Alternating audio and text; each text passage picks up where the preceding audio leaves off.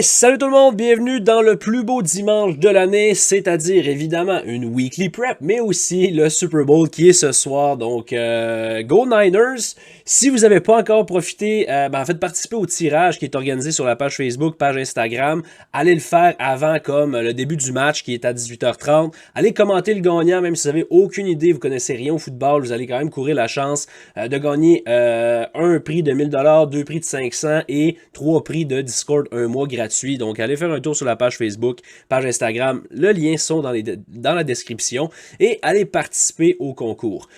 Maintenant, si on regarde qu'est-ce qui nous attend cette semaine, on tombe dans notre weekly prep. Écoutez, sérieusement, c'est une semaine extrêmement excitante qui s'annonce. J'ai vraiment hâte de trader cette semaine.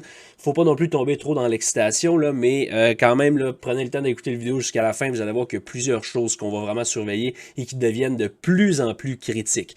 Pour commencer, notre retour habituel sur la semaine passée, puis j'ai eu beaucoup de commentaires sur hey, comment tu calcules tes standard dev pour tes extensions FIB, etc. Des questions positives dans ce genre-là, mais aussi beaucoup d'autres questions. Hey, c'est de la pure bullshit, ça fait pas de sens, qu'est-ce que tu fais?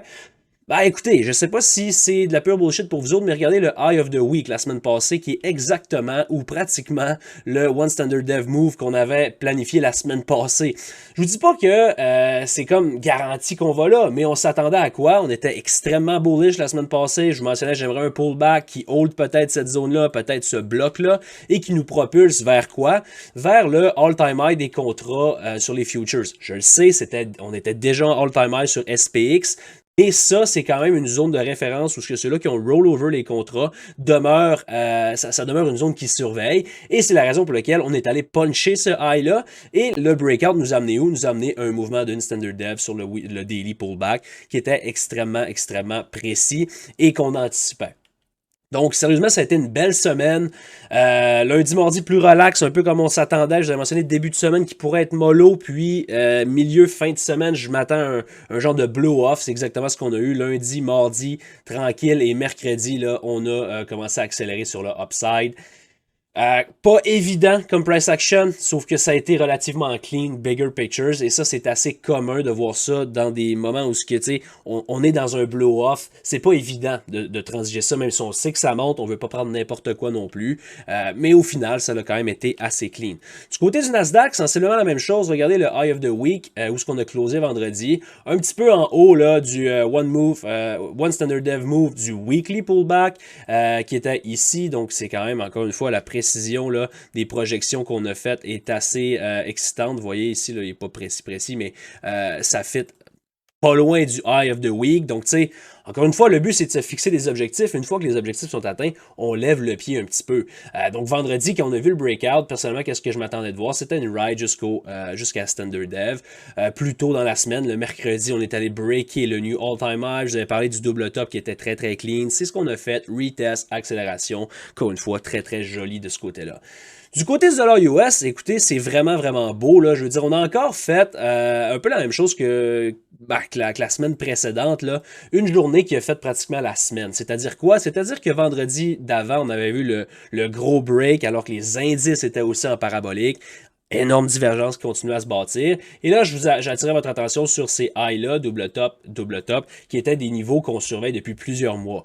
Dès lundi matin, même avant même l'ouverture officielle des indices, on avait déjà frappé Target 1 sur la semaine et tôt en début de session, quelques minutes avant l'open, on est allé frapper Target 2. Donc à partir de là, qu'est-ce que j'ai mentionné dans le groupe, c'était que cette semaine, le dollar US allait avoir un petit peu moins de notre attention. Pourquoi? Parce que les deux targets principaux qu'on voulait voir être frappés avaient été frappé avant même l'ouverture de la semaine.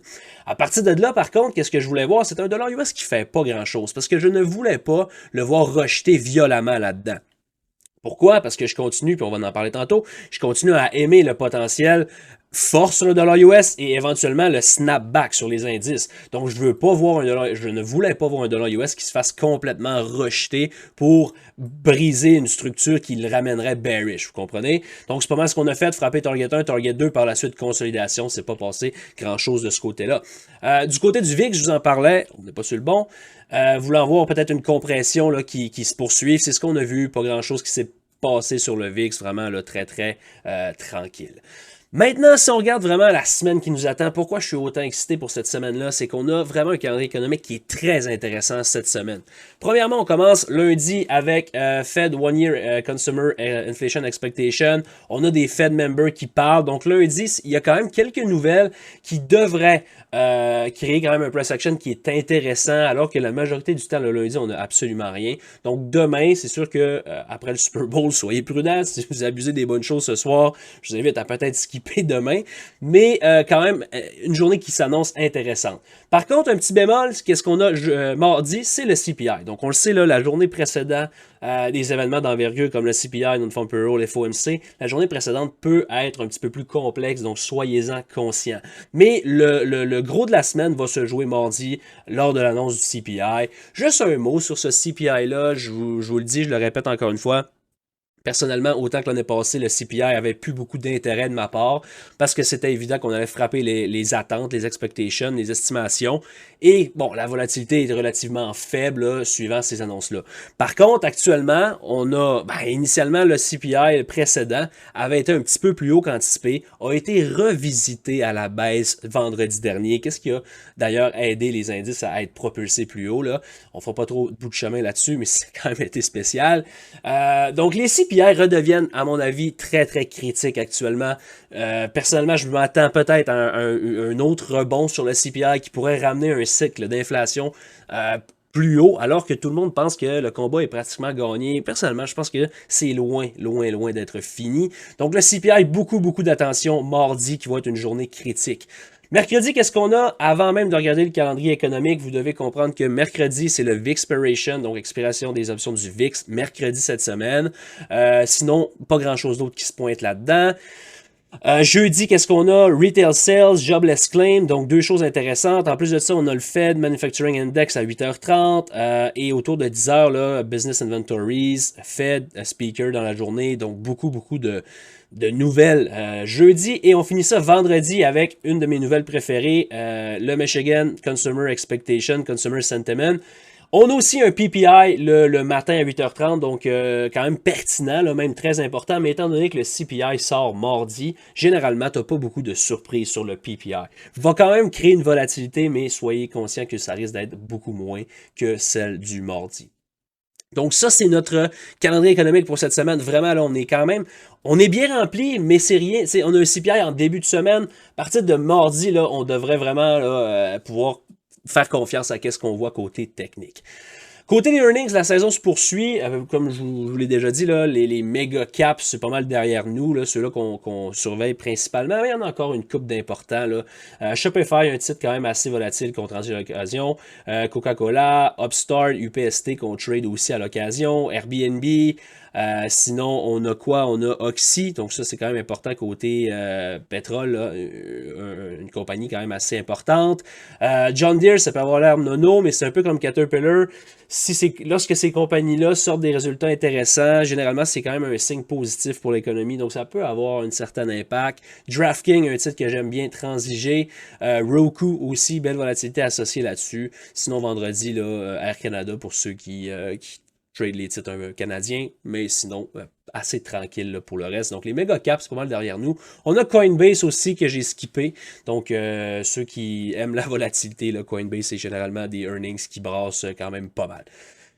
Voilà pour les earnings. Avant d'aller sur le technique de cette semaine, qu'est-ce qui nous attend? Je veux juste vous parler grosso modo d'où ce qu'on se situe actuellement. Vous vous rappelez, là, je vous ai parlé en janvier de ça 2 weekly prep. Je mentionnais, OK, j'aime nos chances pour potentiellement avoir une certaine faiblesse, un certain retracement dans le marché. Quand c'était en fait la semaine post-OPEX, donc après l'expiration de janvier, je mentionnais, c'est là qu'on veut voir une certaine faiblesse. Par contre, il y avait quand même quelques éléments qui étaient un peu moins pertinents, un peu moins bien alignés. À ce moment-là, le dollar US, etc., oui, on construisait des divergences qui étaient intéressantes, mais d'un point de vue technique, on avait déjà comme amorcé un pullback, un rallye. Donc, ce pullback-là demeurait vraiment dans une zone de support saine et on a snappé pour la suite. T'sais, encore une fois, qu'est-ce qu'on a vu? Là, on a vu un marché vraiment complètement supporté pendant les semaines pré-OPEX, dont la semaine dernière, et cette semaine, on est encore dans une semaine pré-OPEX. Par contre, avec le Vixpiration de mercredi, personnellement, là, à partir de mercredi, jeudi, vendredi, j'aimerais qu'on commence à avoir une certaine faiblesse. C'est pas la fin du monde si ça se pointe pas, parce que ça peut se pointer juste la semaine suivante, là, après l'OPEX, donc lundi, pas demain, mais l'autre. Mais je veux juste, c'est ça, je veux vous mettre en contexte un peu de où on se situe. Personnellement, j'aime nos chances pour voir ce retracement-là se pointer autour du 14 février, c'est-à-dire là, mercredi, jeudi, vendredi, sinon le lundi suivant. Commencez à ouvrir l'œil et soyez surtout extrêmement, extrêmement prudents, parce que dans les semaines pré-OPEX, on l'a vu cette semaine encore, là, le marché est supporté. On est parti en V-shape. À chaque fois qu'on a eu de la faiblesse, on est reparti en grind backup comme textbook. C'est comme ça que ça fonctionne. C'est aussi simple que ça. Ça veut dire qu'on achète long tout le temps? C'est pas ça que je vous dis. Mais le bias est facile à établir long. Cette semaine, le bias demeure bullish pour le début de la semaine. Mais il faut comprendre une chose, là. On est extensionné. On arrive de 3 jours de breakout en all-time high. Il faut quand même être prudent, c'est important. Si on regarde d'un point de vue technique, même si je demeure bullish pour le début de la semaine, il reste que mon œil est plutôt en surveillance de trouver des opportunités de me positionner peut-être pour un short. Personnellement, je l'ai mentionné la semaine passée, j'ai pris une position de départ vendredi midi sur le short side, sur des puts sur le Nasdaq, avec une expiration et un strike price quand même assez agressif, dans le but d'ajouter au cours de la semaine, plus on va monter, et de laisser la fenêtre de temps d'environ une semaine, voir comment on réagit. Si on n'est pas capable de voir cette faiblesse-là se pointer au cours des 2-3 prochaines semaines, honnêtement, là, tout le scénario, ce que je m'attends peut-être un retracement, devient de moins en moins probable. Qu'est-ce qui risque d'arriver, c'est qu'on va vraiment avoir une année qui est assez puissante, à mon humble opinion, si on n'est pas capable d'avoir de la faiblesse dans cette fenêtre de février-là, qui est à partir de mercredi cette semaine et l'autre semaine suivante. Sinon, mars, c'est vraiment la dernière chance. À partir de là, la suite des choses, on risque d'avoir une année vraiment, vraiment strong. Encore une fois, c'est juste mon opinion. Je vous donne un peu de outlook plus loin. Ça ne change rien pour cette semaine. Justement, si on revient sur cette semaine, qu'est-ce qu'on va surveiller? Eh bien, on a créé le void ici sur le SP500 mercredi. Personnellement, j'aimerais presque qu'on demeure en place. Je préférerais voir un début de semaine super puissant. Super puissant vers où? Ben écoutez, là, on est rendu peut-être un mouvement, une standard dev du pullback en daily.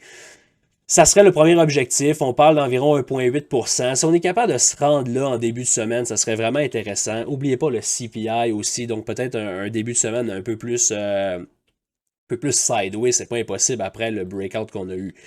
Donc sur le upside, on va toujours surveiller quoi? Ben évidemment, là, le high de la semaine passée, ça c'est comme target 1 évidemment. Mais si on a à aller plus haut cette semaine, mon œil là, va se tourner vers 51,39. On pourra aussi tracer 5100, là, qui est un niveau quand même psychologiquement important, donc un chiffron. 5100 pourrait être un premier target si jamais on veut voir de la force. À partir de là, si on voit un pullback, bien évidemment, ce void-là devient notre référence clé. Personnellement, je doute que ça arrive cette semaine, mais si on a à voir la faiblesse qui se pointe, mettons, mercredi, jeudi, vendredi, sur la fin de la semaine, si on est capable de blower cette zone-là et de closer en dessous, à partir de là, ça confirme vraiment mon intérêt pour un retracement plus important. Encore une fois, je ne vous parle pas de sell-off, je ne vous parle pas de crash, je vous parle de retracement.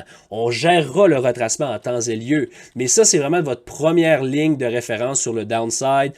Évidemment, on va peut-être créer aussi quelque chose là, avec la chandelle de lundi, dépendamment de où ce qu'on ouvre demain. Mais ce void-là ici sur le breakout devient une référence assez importante. Si on est capable de flipper ça et d'accélérer down, on pourrait perdre le lot de la semaine passée. Et oui, ça, c'est un bloc, sauf que faut comprendre d'où ce qu'on arrive versus où ce qu'on s'en va. Si on est capable d'aller encore un petit peu plus haut et qu'on accélère là-dedans sans démontrer de respect, je doute que ce bloc-là nous donne un support. Je pense plutôt qu'on va accélérer vers le void en weekly ici. Donc, quand même assez simple là, pour cette semaine. Bullish en début de semaine. Le marché va être supporté plus que jamais avec l'Opex Week. Plus la semaine avance, plus les flots disparaissent, plus cette faiblesse-là, ou du moins ce manque de force-là, pourrait se pointer et confirmer potentiellement un genre de blow-off qui va fader tranquillement. Donc, ça, c'est mon outlook pour le SP500 cette semaine. Du côté du Nasdaq, maintenant, un peu la même chose. Je veux dire, on a breaké les highs, encore des standard dev qui agissent comme projection. C'est la même chose. Le premier target va être évidemment le high de la semaine passée. Ça ne change pas, c'est évident. Par la suite, si on veut se mettre à accélérer et sortir de cette chandelle-là, je pense qu'on peut se rendre vers le move One Standard Dev en daily, One Standard Dev en monthly. Si on peut aller là, ça c'est vraiment là Je vous dirais que c'est mon objectif, là, si on est vraiment dans un vrai blow-off qui accélère en début de semaine ou même au courant de cette semaine, là, 18,558 est vraiment le target ultime que j'ai sur Nasdaq.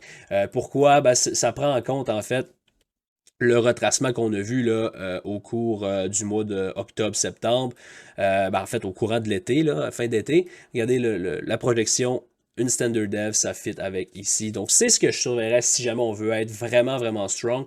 On est peut-être un petit peu loin, ben, quoique ça se fait comme en une journée ou deux, là, surtout avec un CPI. Mais si on va là, en début de semaine, c'est certain que je reprends des positions pour ajouter à mon swing pour un short. Tu vas me dire, ouais, mais t'essaies d'attraper un top. Possible que ça peut avoir l'air de ça, mais je le vois plutôt comme une fenêtre d'opportunité qui est vraiment intéressante, avec un risk-reward qui est juste trop beau pour le laisser passer. C'est sûr que c'est pas un trade avec un win rate de comme 80% comme on fait en day trading, mais c'est un trade avec un reward de 10 peut-être pour un, vous comprenez? C'est rare que je prends ce genre de trade-là. Je trouve que ça fait juste vendeur de rêve, fuck all pour absolument rien. Mais c'est quand même la réalité.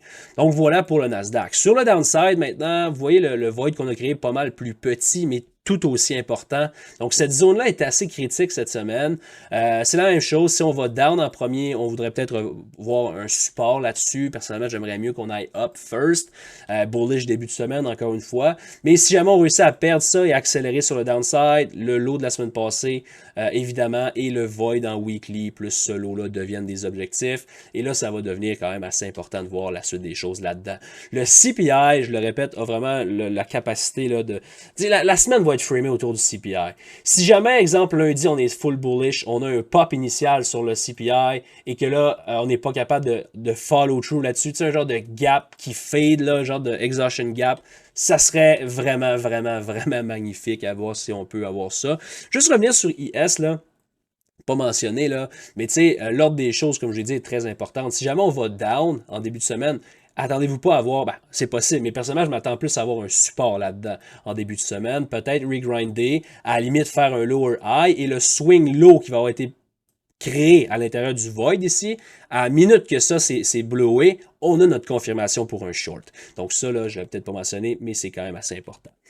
Du côté du dollar US, il commence à vraiment être intéressant. Pour vrai, là, je vous le dis, la fenêtre de février, c'est sans dire que c'est notre dernière chance si on veut un pullback, là, mais c'est crucial parce que là, les divergences se sont rendues tellement, tellement immenses. Je me souviens pas d'avoir vu des divergences aussi importantes sur le dollar US, honnêtement. C'est magnifique. Vous voyez, on est jamais là à l'intérieur du void en monthly, void en weekly. On a créé ce void-là en weekly. Donc, vous voyez là comment on est dans un tight range ici. Personnellement, encore une fois, je demeure bullish sur le dollar US.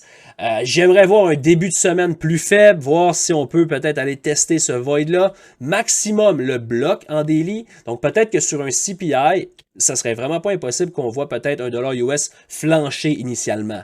La réaction là-dessus va dire vraiment la suite des choses. Si on est capable de réagir et de exploser sur le upside pour les 2-3 prochaines semaines, ça confirmerait notre scénario bearish. Mais pour cette semaine, le dollar US, on va le surveiller spécifiquement plus à partir du CPI, mercredi, Vixpiration, vendredi OPEX, et là, ça va nous amener à la semaine suivante qui pourrait devenir vraiment intéressante. Donc, qu'est-ce que je veux voir? En fait, c'est pas nécessairement qu'est-ce que je veux voir cette semaine, c'est plus qu'est-ce que je ne veux pas voir. Je veux pas voir le dollar US se faire défoncer et perdre ce swing low-là qui est crucial. Si on perd ce swing low-là, tout le scénario que je viens de vous dire là, commence à vraiment s'effriter et on risque de voir un dollar US qui revient plus bas. Et là, qu'est-ce que vous voyez en ce moment? C'est les indices super fortes avec un dollar super fort. Qu'est-ce qui fait pas de sens? Si jamais le dollar vraiment se met à exploser, éventuellement, c'est sûr que les indices vont se faire puncher out. À l'inverse, par exemple, puis ça, c'est un scénario que j'ai pas tant mentionné, mais c'est quand même une possibilité. Si éventuellement le dollar se met vraiment à fader, ça risque d'être très violent sur le downside. Et là, vous allez avoir eu un dollar fort, indice fort. Imaginez si le dollar plante. Plante dans le sens qui fade vraiment et qui brise sa structure. Là, les indices devraient vraiment là, couper la corde et des 2-3% par jour, à mon avis, on pourrait en voir si le dollar se fait manger. Mais pour l'instant, c'est pas le scénario. Tant qu'on hold le bloc, la structure est bullish. Qu'est-ce que j'aime, c'est qu'on n'a pas rejeté violemment ça. Et ça en dit long. La réaction sur les niveaux, je vous le dis souvent, mais on l'a breaké. Oui, je sais qu'on a retracé, mais ça, c'est un pullback et une consolidation. Et non pas, OK, une prise à liquidité pour sais, pour jouer l'opposé, vous comprenez? Donc, bien important de voir ça. J'aime pour l'instant la consolidation qui se met en place là-dessus. Une autre chose que je vais vous montrer, c'est l'euro, bien important, qui est l'opposé du dollar US, et lui confirme un peu la thèse de voir le dollar US encore fort. Pourquoi? Parce que l'euro, regardez le bottom là-dessus. On a un triple bottom parfait. Je m'attends probablement, du moins un peu comme je viens de vous expliquer, j'aimerais que l'euro aille peut-être frapper ce bloc-là. Pas la fin du monde si on revisite le void, mais par la suite, j'aime euro short vers le double bottom, minimum, minimum, minimum. Et par la suite, là, ça va probablement nous amener dans la fenêtre que je vous parle et voir si on peut avoir de la grosse faiblesse sur l'euro, grosse force sur le dollar, faiblesse sur les indices. Donc, tout s'emboîte peu à peu, tu sais, puis quelque chose qui est important, je l'ai dit un peu tantôt, oui, en janvier, j'anticipais ça, sauf que, qu'est-ce que j'avais mentionné, c'est il y a quelques éléments qui m'agaçaient. Actuellement, tous les éléments sont alignés. Maintenant, une autre chose qui est intéressante du côté des yields, si vous voyez, la semaine passée, on en avait parlé un petit peu, j'aimais beaucoup le bounce. C'est un peu la même approche que sur le dollar US. Je veux qu'on attende le timing, c'est-à-dire mercredi à vendredi et ou lundi suivant pour voir de la force sur qu'est-ce qui devrait procurer de la faiblesse sur les indices. Je sais que ça peut sonner un peu, des fois, too much, mais je vous donne vraiment tout ce qui se passe dans ma tête, tout ce que je vois, tout ce que je surveille. Vous ne pouvez pas vous dire, hey, OK, demain matin, je commence à surveiller ça, ça, ça, ça. Non. Incorporez un élément de temps en temps, comprenez cet élément-là, éventuellement, vous allez être capable de voir ça venir et de le comprendre en temps réel. Mais vous ne pouvez pas comme. Tu sais, les yields, là, je les regarde une fois ou deux par semaine. Je regarde pas ça en 5 minutes au quotidien. Ça sert absolument à rien. Mais qu'est-ce que je voudrais voir, là? Vous voyez, là, on a le top ici. Après avoir confirmé un support, on est reclaim le void en weekly et on est en train de consolider. Si on est capable de break it out en même temps que le dollar US, en même temps que le potentiel timing sur une fenêtre de non-force sur les indices, encore une fois, là, tout est vraiment aligné. Donc, surveillez les yields cette semaine pour une accélération sur le upside. Évidemment, avec le CPI, là, risque de brasser un petit peu. À la limite, j'aimerais quasiment mieux qu'on drop first pour ensuite aller plus haut. Donc, surveillez ça quand même assez important de ce côté-là. Si on termine ça avec le VIX, VIXpiration, généralement, qu'est-ce que ça veut dire? Ça veut dire que on a le VIX qui commence à se lousser un petit peu plus. C'est comme si il est attaché à une corde actuellement parce que vraiment compressé. Mais les expirations, les OPEX, qu'est-ce que ça fait? C'est comme si un peu il y a un potentiel que tu coupes la corde et que le VIX devienne un peu plus lousse et qu'il se mette peut-être, selon le repositionnement qui se fait sur les options, à prendre un peu d'expansion. La semaine passée, là, j'aurais presque aimé qu'on aille liquider ça ici. On parle pas d'analyse aussi poussée, je veux dire, on peut pas parler de liquidité, etc. non plus sur le VIX. Ça sert à rien de faire des grosses analyses, là. Mais j'aurais aimé qu'il continue à se faire compresser un peu plus avant de exploser ou amorcer un rebond cette semaine prochaine. Quelque chose d'important, encore une fois, là, oui, la divergence est majeure. Je l'ai répété encore, je vais le dire encore, mais ça peut durer longtemps, ça dure déjà longtemps. Mais vendredi, vous avez vu un VIX up 1%, tu vas me dire c'est vraiment pas beaucoup. Oui, mais alors que les indices étaient en parabolique. Donc encore là, on a un signe de divergence qui est quand même assez intéressant. Surveillez le VIX cette semaine, spécialement à partir de mercredi, s'il peut commencer à prendre un peu d'expansion sur le upside. Je vais terminer avec un élément que je regarde très peu souvent, du moins que je vous parle très rarement, mais c'est du côté du Russell. Pourquoi je vous parle du Russell? Parce que le Russell, généralement, là, c'est un bon indicateur, un peu précurseur à ce qui arrive généralement. Ça veut dire quoi? Ça veut dire que des fois, c'est pas une garantie, mais c'est souvent ça qui se passe. Avant de voir, exemple, un rebond s'amorcer sur IS, Nasdaq, qu'est-ce que vous allez voir? C'est souvent un rebond qui s'est amorcé un petit peu plus tôt sur le Russell. À l'inverse, lorsque le Russell est faible et que les indices sont forts, souvent, ça veut dire quoi? Ça suggère peut-être un retracement. Finalement, le Russell est un peu précurseur au mouvement, généralement. C'est pas...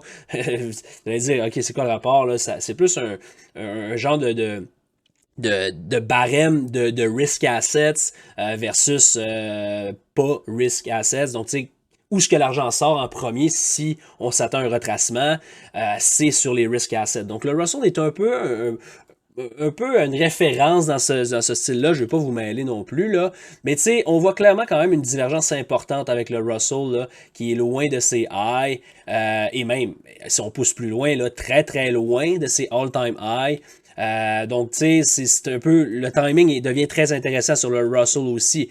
Est-ce qu'on est en train, puis on peut même le mettre en weekly, là, est-ce qu'on est en train d'avoir, OK, liquidé les lots, et là, maintenant, on s'amorce sur une monster run? Si c'est le cas, ben, les indices vont follow through et qu'est-ce que je viens de vous dire depuis le début du vidéo, c'est que si c'est pas en février ou en mars qu'on a un pullback, oubliez ça, l'année risque d'être très forte. C'est-à-dire que le Russell pourrait être strong, les autres indices vont follow aussi. À l'inverse, par contre, la divergence est assez grande là, avec le bounce actuel. C'est sûr que la prise de liquidité est quand même justifiable, là, mais celle-là aussi. Donc, est-ce qu'on est juste en train de rally, drop, back down? Ça pourrait, là, la faiblesse actuelle sur le Russell pourrait suggérer là, un peu qu'est-ce que je vous dis. Donc, juste garder un œil là-dessus, petit hint supplémentaire. On termine ça avec les stocks. Cette semaine, là, ça a été peut-être un peu... ça a été quand même clean sur les indices. Personnellement, pas 100% satisfait de mon trading sur les indices cette semaine. Mais mon trading sur les stocks, ça faisait très longtemps que je n'avais pas day tradé des stocks et swingé sur des options. Mais cette semaine, vraiment, je suis très, très content. Si vous écoutez la vidéo de la semaine passée sur la Weekly Prep sur Tesla, qu'est-ce que je vous ai dit? OK, on a un low, c'est rare qu'on bounce sur un one touch. On a consolidé, je vous ai mentionné mot pour mot, j'aimerais voir un low et surveiller la réaction. Si on bounce, j'aime le long. C'est exactement ce que j'ai pris cette semaine. Mardi, on s'est positionné sur le pullback ici, mercredi, pardon, sur le pullback sur Tesla pour une ride de 120%, je crois, sur le close de vendredi, peut-être plus. Personnellement, je me suis sorti pour 50 et 40%. Un petit peu early, pas 100% satisfait de mon out, mais le trade était vraiment, vraiment clean. Cette semaine, on continue à le surveiller pour le gap fill play en début de semaine si jamais on voit de la force. Un autre titre qu'on a vraiment profité cette semaine, c'est RBLX. Écoutez, je vous en parle, ça fait un mois et plus, là. La semaine passée, c'était les earnings. C'est sûr que ça a initialement compliqué un peu les choses pour notre prise de position, mais le setup était là. Donc, qu'est-ce qu'on a fait? On a attendu les earnings mercredi matin. Sur le dip à l'open, je me suis positionné et j'ai ridé un new high pour 150% là-dessus, 160% au total. Vraiment un très, très beau trade sur RBLX. J'aime encore le setup cette semaine pour un break de 47.7, qui était mon target ultime cette semaine. Pas été capable d'y aller, mais j'aime encore le long selon comment qu'on réagit. Si on va down first, j'aimerais voir accélérer sur le upside pour la suite. Du côté de Meta, toujours à l'intérieur du range, donc rien à faire là-dedans pour l'instant. Surveiller comment qu'on réagit. Le double bottom devient assurément un target intéressant. J'aimerais qu'il break up first pour ensuite peut-être regarder pour un short avec le même thinking que sur les indices. Du côté d'Amazon, belle continuation. Je vous avais parlé du gap and go potentiel vers le all-time high. On semble être amorcé. J'aime le long si les indices demeurent bullish et qu'on voit pas de signe de faiblesse. J'aime le long sur Amazon vers 188, 190. Baba, un titre beatdown. Je veux pas essayer d'attraper quoi que ce soit là-dessus, là. Mais surveillez Baba. J'aime quand même où ce qui se situe actuellement. La chart est atroce. La Chine, ça va pas super bien. Mais c'est quand même un titre que, honnêtement, le potentiel est quand même très intéressant. C'est pas impossible qu'on revoie des lows, par contre, qui est aussi un genre de double bottom avec le all-time low. Donc, c'est un peu pour ça que je serais plus réticent actuellement. Mais je veux dire, à ces niveaux aussi, c'est quand même là, un swing qui pourrait s'avérer intéressant. Donc, surveillez ça cette semaine. UPST, quand même, là, les earnings qui pourraient propulser ce titre-là, si jamais on est capable d'exploser, j'aime le long, de la place en masse là-dessus. Un titre un peu plus important du côté de Google. Maintenant, je vous avais mentionné la faiblesse versus le reste. Là, on a Google et Apple qui laguent actuellement beaucoup. Et encore là, ça, c'est quelque chose qui m'intéresse, qui donne un petit peu plus d'intérêt vers mon potentiel scénario bearish. Peut-être pas cette semaine, comme je vous ai dit, mais deux des plus grosses compagnies, des plus pesantes dans les indices, font pas de higher high alors que tout le reste est en blow-off. Ça pourrait suggérer éventuellement quelque chose, mais pour l'instant, on va juste demeurer quand même attentif à voir, OK, comment qu'on réagit sur le close du gap. Si jamais on close le gap et qu'on réagit négativement, peut-être mercredi, semaine prochaine, encore là, c'est quelque chose qui pourrait devenir intéressant. On finit ça avec PayPal, un stock que je vous ai parlé souvent. Dans cette zone-ci, on l'a souligné à quelques reprises. Les earnings, il s'est fait ramasser sur les earnings. J'aime quand même le setup, là, lower low, lower low, lower low, mais sans jamais prendre d'expansion. Donc honnêtement, là, la down candle sur les earnings, si jamais on est capable de soutenir le prix avec ça, j'aime le long pour un gap fill play qui est ici, on peut le tracer là. ce gap-là pourrait être fill assez rapidement. Et tu sais, j'attire même votre attention en weekly. Si jamais on se met, parce que regardez la liquidité qui réside là-dedans, là, j'aime le setup vraiment low, lower low, lower low. Si on se met à exploser, là, ça, là, c'est de la liquidité qui réside partout, partout, partout. Et ça pourrait causer un genre de squeeze, si on peut dire. Donc, beatdown, résultats qui sont quand même pas mauvais. Personnellement, j'ai un œil sur PayPal là, pour les prochaines semaines / prochains mois. Donc, ça ressemble à ça pour aujourd'hui. Écoutez, je voulais la faire plus tôt pour vous laisser le temps de vous préparer pour votre semaine et profiter aussi des festivités entourant le Super Bowl. Je ne sais pas si vous écoutez ça avec des amis, avec la famille. Profitez-en, c'est toujours un événement qui est quand même le fun. Donc, voilà, j'espère que cette weekly prep-là vous enligne un petit peu plus pour la semaine. Donc, petit résumé. Lundi à mercredi, on est 100%. J'ai pas de problème à jouer du upside. À partir du mercredi, je vais être excessivement prudent sur le downside. Puis en terminant, là, juste un mot, là, tu sais, intraday, on parle. Tu sais, intraday, c'est juste ça qu'on fait, ou presque, dans les morning prep, dans les lives, etc. Dans les weekly prep, j'essaie de garder ça plus général pour pas mêler personne, puis pour que ça plaise un peu à tout le monde, là. Mais si vous zoomez in sur des graphiques intraday, 1 heure, 15 minutes, etc., la façon qu'on a monté, là, depuis ce one touch, là, écoutez, double bottom, trendline, double bottom, double bottom, double bottom, double bottom ici. On en a laissé partout. C'est très, très, très dangereux. Et moi, là, je vois tout ça avec toutes les divergences qui sont en place, avec le timing qui s'en vient à février. Et c'est impossible que, tu sais, je vous l'ai dit, je suis déjà positionné, mais c'est trop juicy pour laisser passer cette opportunité-là. Ça veut pas dire que ça va marcher, mais même si on a raison peut-être 10% du temps sur ce genre de trade-là, c'est le genre de trade qui est quand même assez unique, qui se présente pas très souvent. Donc, c'est la raison pour laquelle je vous parle de ça, mais la structure en ce moment est un peu trop bullish. Ça fait bizarre à dire, mais elle est un peu trop, elle est pas 100% fiable, si je peux dire ça comme ça, un peu trop beau. On se crée en 2021-2020, et ça, c'est jamais sain quand on ressent cette sensation-là. Je laisse là-dessus, passez une bonne semaine, on se voit dans le Discord, venez nous rejoindre, gratuit pour 7 jours, let's go!